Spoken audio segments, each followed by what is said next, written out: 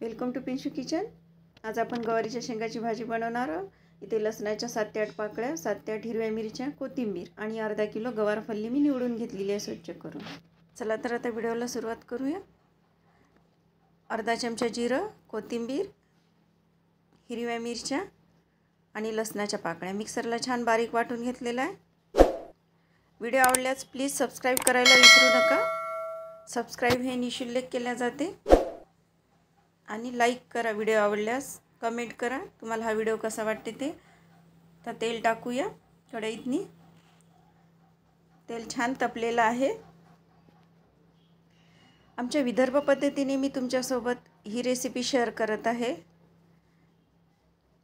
आणि दिवाळीचं फराळाचं आता तेलकट वगैरे खाऊन कंटाळा आला असेल ना, तर छान आपली स्वादिष्ट आणि भडंग अशी भाजी खायची आहे आपल्याला चरचरीत।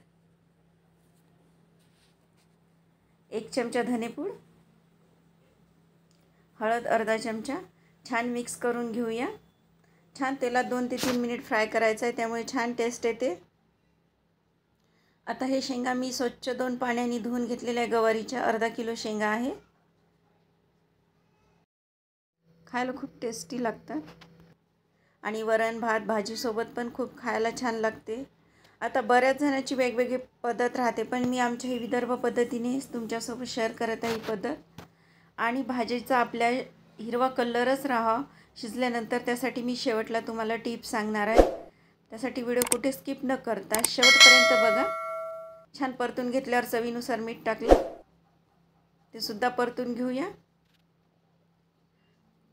काय खमंग वास सुटलेला आहे। बिना मसाल्याच्या बऱ्याच लोकांना भाज्या पाहिजे ना, त्यांच्यासाठी खास ही भाजी आहे। छान परतल्यानंतर आपण प्लेट झाकून ठेवूया। प्लेट 5 मिनिट झाकून ठेवायची आहे आणि अदनमधनं काढून परतून घ्यायची आहे भाजी बुडी लागाव म्हणून।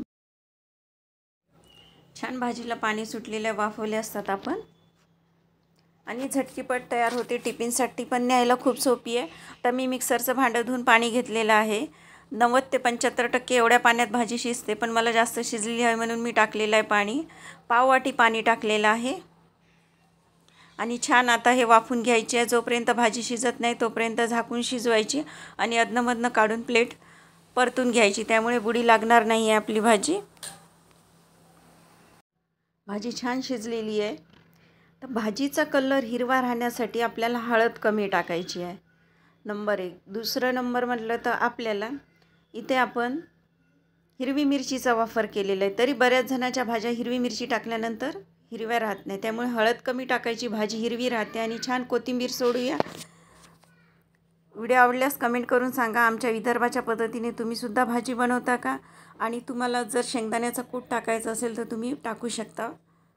बघा छान आपली भाजी तयार झालेली आहे। वरण भात भाजी पोळी याच्यासोबत तोंडी लावू शकता, किंवा तुम्ही शेतातही भाकरीसोबत घेऊन जाऊ शकता, टिफिनमध्ये पण ऑफिसला घेऊन जाऊ शकता।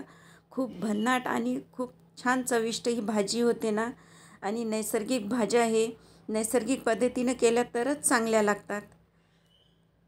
तर व्हिडिओ आवडल्यास सबस्क्राइब करा, लाईक करा आणि बेल आयकॉनचं बटन प्रेस करायला विसरू नका, जेणेकरून मी नवीन व्हिडिओ अपलोड करेल त्याचे नोटिफिकेशन तुमच्यापर्यंत येत राहील।